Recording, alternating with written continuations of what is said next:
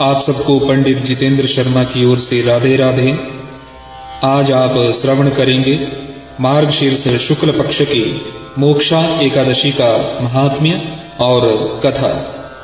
युधिष्ठिर बोले, हे देव देवेश्वर, मैं पूछता हूँ, मार्गशीर्ष मास के शुक्ल पक्ष में जो एकादशी होती है उसका क्या नाम है, कौन सी विधि है तथा उसमें किस देवता का पूजन किया जाता है? हे स्वामी, यह सब यथार्थ रूप से आप मुझे बताएं।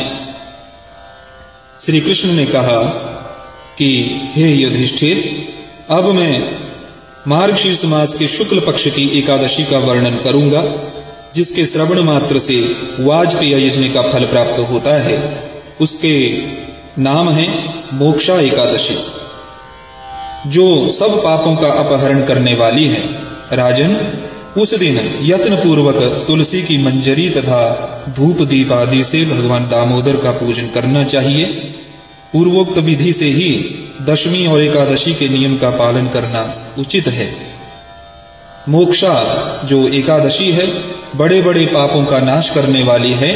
उस दिन रात्रि में मेरी प्रसन्नता के लिए नृत्य, गीत और स्तुति के द्वारा जागरण करना चाहिए। जिसके पितर पापवश नीच योनि में पड़े हों, वे इसका पुण्य दान करने से मोक्ष को प्राप्त होते हैं, इसमें तनिक भी संदेह नहीं है। राजन, पूर्व काल की बात है, वैष्णवों से विभूषित परम रमणीय चंपक नगर में वैखानस नामक राजा रहते थे। वे अपनी प्रजा का पुत्र की भांति पालन करते थे। इस प्रकार राज्य करते हुए राजा ने एक दिन रात को स्वप्न में अपने पितरों को नीच योनि में पड़ा हुआ देखा। उन सबको इस अवस्था में देखकर राजा के मन में बड़ा विस्मय हुआ और प्रातःकाल ब्राह्मणों से उन्होंने उस स्वप्न का सारा हाल कह सुनाया।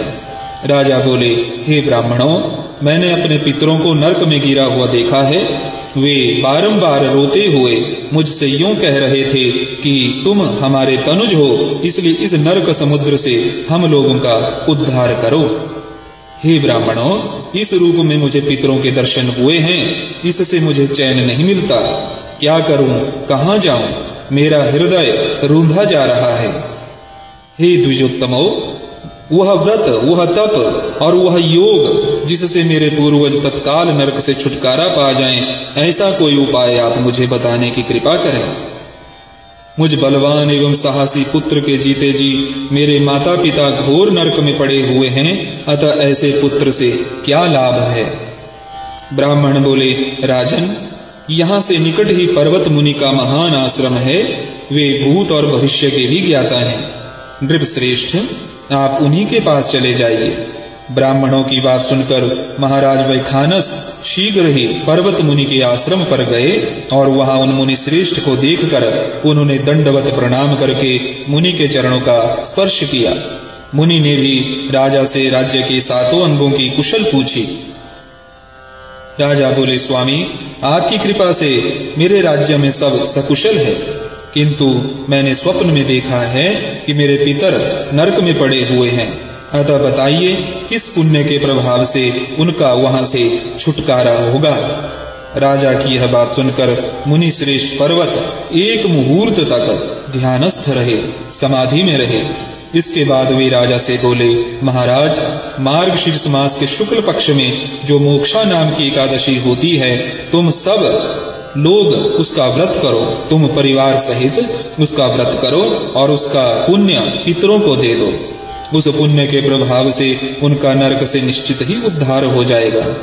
भगवान श्री कृष्ण कहते हैं, युधिष्ठिर, मुनि की यह बात सुनकर राजा पुनः अपने घर लौट आए। जब उत्तम मार्गशीर्ष मास आया, तब राजा वैखानस ने मुनि के कथन के अनुसार मोक्षा एकादशी का व्रत करके उसका पुण्य संकल्प करके समस्त पितरों सहित पिता को दे दिया।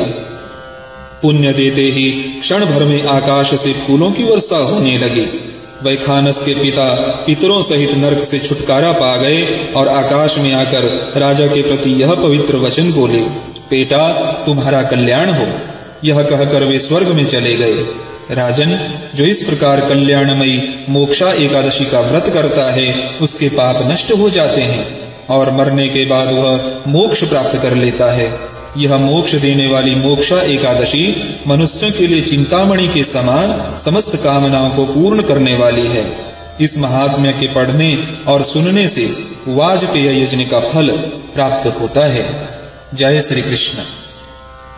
सभी श्रोताओं से यह विनम्र निवेदन है कि अगर आपने मेरे इस YouTube चैनल को अभी तक सब्सक्राइब नहीं किया है तो अभी सब्सक्राइब कर लें, क्योंकि मेरे इस चैनल पर आपको इसी प्रकार से ज्योतिष से संबंधित एवं आध्यात्मिक कथाएं सुनने को मिलेंगी। जय श्री कृष्ण।